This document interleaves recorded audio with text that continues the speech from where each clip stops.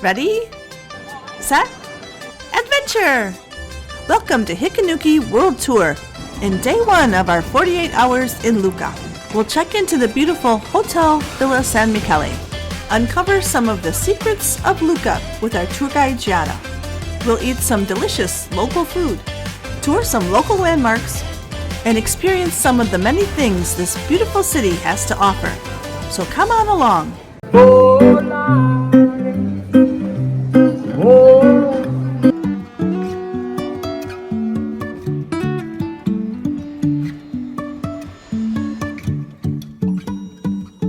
Today we're taking that 2-hour drive from Siena, Italy to another Tuscan town of Lucca, known for its intact medieval walls and nicknamed the City of 100 Churches. We're excited to explore. First, we'll drop off our luggage at the Hotel Villa San Michele. We'll take a closer look at the hotel later, but now we're waiting for our personal tour guide. She'll be leading our group of 8 on a tour of Lucca. Our hotel is located on the outskirts of town and is about 3 miles from the city center. Once our tour guide arrives, we get ready for the 10-minute trip to town. We're treated to more beautiful views of the Tuscan hillsides as we take the drive from the hotel to the city center. And now let's explore Lucca. My name is Giada. Nice to meet you once again. Our tour was scheduled for 4 hours, but don't worry, we'll just show highlights. Giada was a very animated and interesting tour guide. Here she explains tax collection from the peasants from the Lucasians. In Italian we say that they have short hands, so alligator's hand. They cannot reach the money in the pocket. Oh, so, you know someone like that. So the first thing that peasants did was to knock on Lucasian's door. Come on, Lucasian, give me your money. It's time to pay the taxes. There was a law. If in 1 year there was someone dead in a family, no need to pay the taxes. So you have to imagine always the same person dying over and over again. Usually it was the granny. The granny was always safe and sound. Today we use the same system when we are in school. We forgot to do the homework. Sorry, teacher, I couldn't do my homework. You know, my granny, something. And now we enter the cobblestone streets of Lucca. We found that Lucca had a gentle pace. Within the city center, the streets are flat and easily walkable. Just watch out for the bikes. Although the pace is slower, there are still plenty of restaurants and shops. This is the Church of San Paulino, Lucca's patron saint. But we couldn't just destroy a church. Not good. So they decided to rebuild it here and to name it after San Paulino. San Paulino still today is our most important saint. There is still today a celebration every July. We spent a few moments admiring the exterior of the church and said hi to these friendly guys. And St. Paulino keeps careful watch. The church is located in the Piazzale Aragoni, and this is where the celebrations in July take place.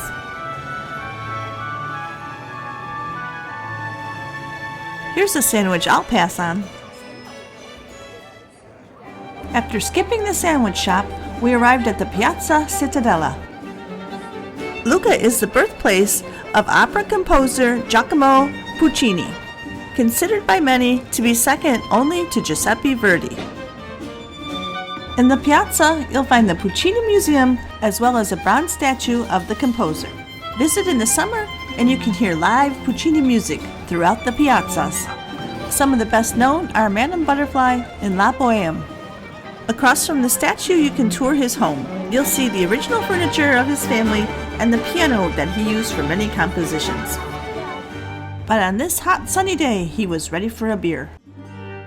The first scandal that he brought to town was when he was 17 years old and he decided to find himself a job. He said, I like music. I like women. Puccini's love for music and women landed him a job playing piano at a brothel. Puccini wrote 12 operas in total and was inspired by fellow Italian Giuseppe Verdi. In the Piazza San Michele, you'll find the Roman Catholic Basilica, San Michele and Foro. This church is built over an ancient Roman forum. On the facade are a large series of sculptures and inlays. And atop sits St. Michael the Archangel. This church is considered one of the most frequented and enchanting destinations in Lucca. The upper part of the church was built with iron to make sure it would withstand weather. The king didn't attempt to unify Italy. It was just over there. Haven't you unified Italy yet? Come on, hurry up. So the man who thought about everything actually was the prime minister. The artistic details of the church make it another Italian masterpiece. Let's take a look inside. More beautiful artwork is found within. Notable are Madonna with Child by Andrea della Robbio, a panel of the Four Saints by Filippo Lippi, and beneath the crucifix, the remains of San Divino, an Armenian pilgrim. His body is one of Italy's oldest mummified saints. Lucca was a well-known stop on pilgrimages to Jerusalem and Rome.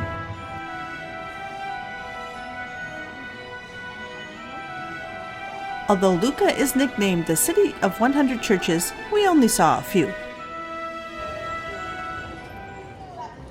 After the church, we had a little time to explore on our own and do some souvenir shopping. This is one of the most decorative fountains in Lucca. It was built in the 1800s to bring fresh water. Locals claim the water is more tasty than tap or bottled water. Pick from 3 different spigots to refill your container and see for yourself. The name Paparona translates loosely to busty woman. A bishop found the statue offensive and ordered it removed, but luckily his orders were not followed. The Church of San Salvatore is also found on this piazza. It's a busy place with outdoor restaurants and cafes. This is Palazzo Tucci, an old palazzo now converted to a hotel. The city center is a limited traffic zone, but you may see motorbikes. The next stop on our tour was outside the city center and on to the walls. From the walls we can see Palazzo Fanner. Here you'll find a museum and beautiful gardens. So over there we have the most beautiful garden in Lucca. Over there we have Palazzo Fanner. As you can imagine, Fanner is not an Italian name. Then 1651 happened. 1651 was a terrible year in Lucca because there was the epidemic of the silkworm. All the producers and merchants of silk, boom, bankruptcy. But we know if a family goes down, another one goes up. And the first idea was, hey, we need to show off. Let's build a palace. A little bit later then they called an architect. His name was Filippo Juvarra. That name he's in Italy is really a huge and important one. Lucca's historic walls were built between the 16 and 1800s. As Lucca's military importance faded, the walls were converted to a promenade and green space. At 4 kilometers, or about 2.5 miles in circumference, they are the second largest intact example of a fully walled Renaissance city. Today, tourists and locals alike can take advantage of the wide walkways. Back inside the walls, it's time for another church, the Basilica di San Frediano. The remarkable mosaic glistens in the sunlight. This is one of the oldest places of worship in Lucca. The mosaic dates back to the 13th century. We made a quick stop for a little pizzetta, then on with the tour. How to use a very old silk machine from Monday to Friday every morning. Thanks for asking, sir. Nobody does. Oh, You're very kind. I always ask. You are a kind person. Trust me, 10% of the people ask. We watched the fascinating machine at work.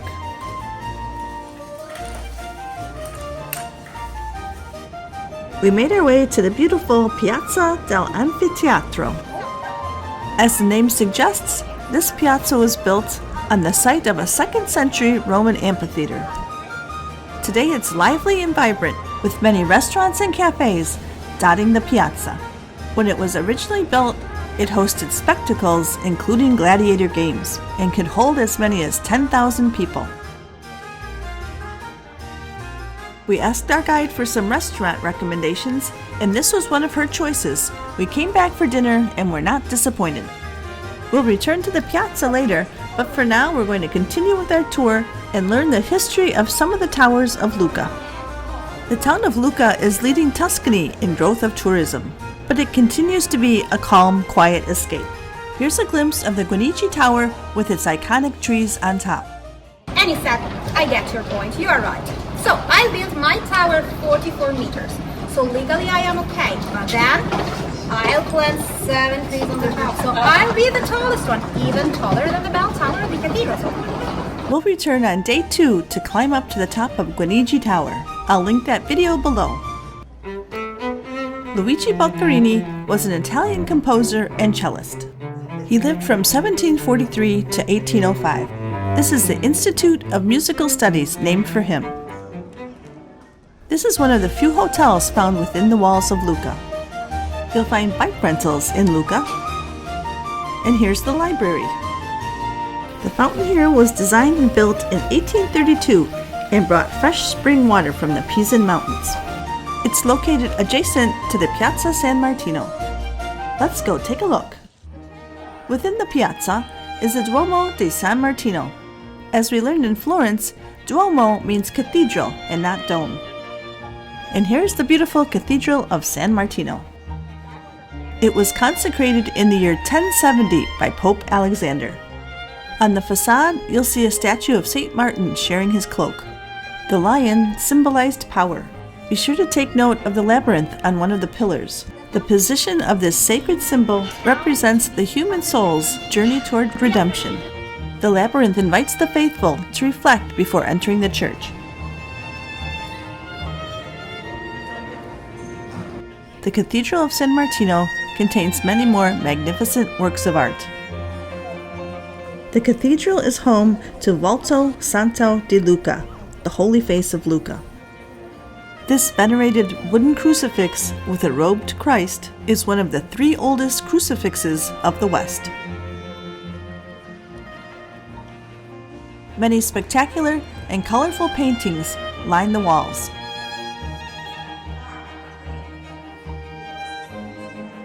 The tomb of Paolo Guanici's wife is found here. The cathedral is a bit removed from the main tourist areas, but certainly worth a visit.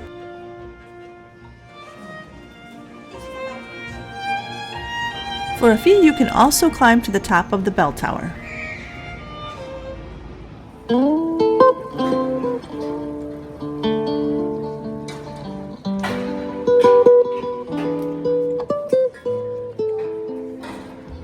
And that was the last stop on our guided tour of Lucca. So now we were on our own to explore and of course get something to eat and drink. We headed to Piazza Napoleone for some pizza. And we'll also be sampling the frati. We found a table overlooking the square and perused the menu. We stepped inside to take a look at the pizzas and see the ovens. They also had plenty of beer, wine, and cocktails to choose from. We enjoyed our tour, but we were ready to sit down and relax a little bit. And pizza is always the answer. And of course, no pizza meal would be complete without a local beer. Sometimes you need something a little more refreshing than the Chianti Classico.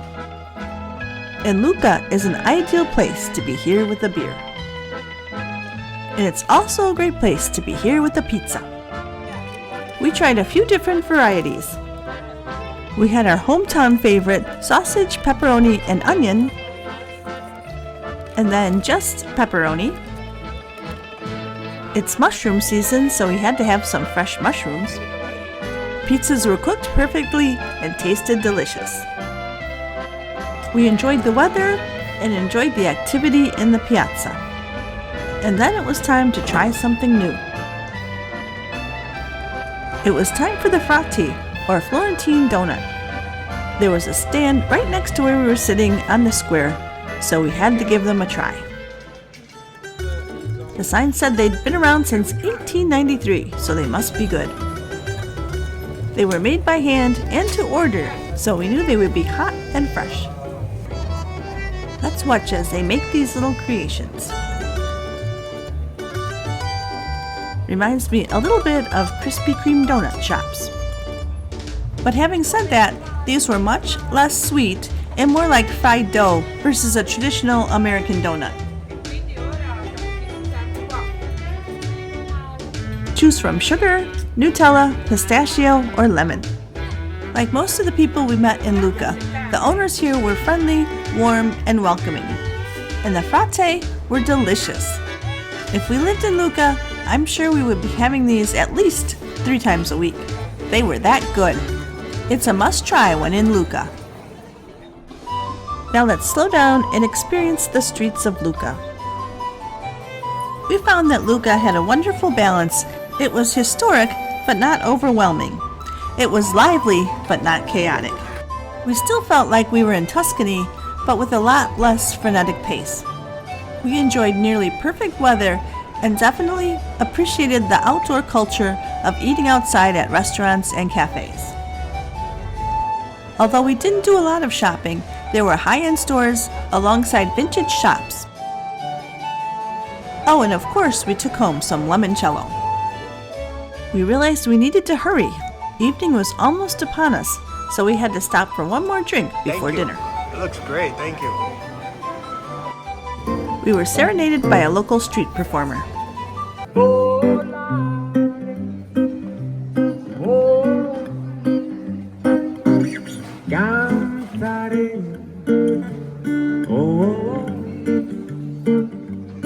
Nel blu dipinto di blu, felice di stare lassù, volare, oh, cantare, oh, nel blu dipinto di blu, felice di stare lassù, nel blu degli occhi tuoi blu, felice di stare qua giù. We had a busy, beautiful day in Lucca. The weather in mid-September during the days is rather warm, but perfect at night. And the buildings all have a golden glow as the lights begin to come up.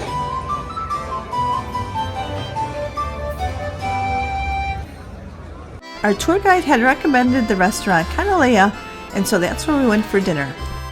This was a small locally owned restaurant with homemade dishes. They have both indoor seating, or we sat outside in the garden, and there was an immediate feeling of hospitality. The menu features Italian and Mediterranean specialties. They advertised an indoor garden, and this is what it looked like. Of course, we had to start with a Chianti Classico. This bottle was from the Castellina in Chianti region where we had just been yesterday. Next we had crusty Italian bread served with olive oil and a bean soup. For entrees, there were lamb chops served with red wine sauce and marinated vegetables. There was risotto made with Parmesan cheese and topped with truffles and red wine sauce. This was the tortelli lucchesi, meat ravioli topped with bolognese sauce. The special of the day was a pasta served with a pesto sauce topped with cheese and pancetta. And finally, the bread soup with basil sauce. And because everything was so good so far, we had to try the desserts. This little treat was a semi-freddo topped with raspberry sauce and meringue. It was definitely the best we've ever had. And finally, the tart with vanilla cream and fresh strawberries. We all left very happy after a delicious and satisfying meal. If you're in Lucca, you won't want to miss this restaurant, and I'm sure we'll dream about it for years to come. After dinner, we took some time to enjoy Lucca after dark. Even when the streets were busy, it never felt overcrowded. There's a slower, more relaxed pace of life here in Lucca. If you're in the Tuscany region, a day trip here is certainly worthwhile. People are friendly, food is delicious, and of course, there's plenty of red wine to enjoy. We spent 2 full days here, and that was adequate to get a good taste of Lucca. However, there were restaurants and churches that we would have liked to visit, but simply didn't have enough time. The biggest negative for us was getting back and forth to the city from our hotel. There were a limited number of taxis and no Uber. So if you come to Lucca, you may want to consider staying within the city walls or renting a car. Thanks for joining us at Hikanuki World Tour on day 1 of our 48 hours in Lucca. Our travel wisdom for the day comes from Giuseppe Verdi. You may have the universe, if I may have Italy. Be sure to subscribe to Hikanuki World Tour. If you liked the video, click that like button, and we'd love it if you'd leave us a comment. Please subscribe to Hikanuki World Tour, as it really helps our channel grow. Hit that notification button so you'll know when our next video is dropped. And follow us on Instagram. We really appreciate your support.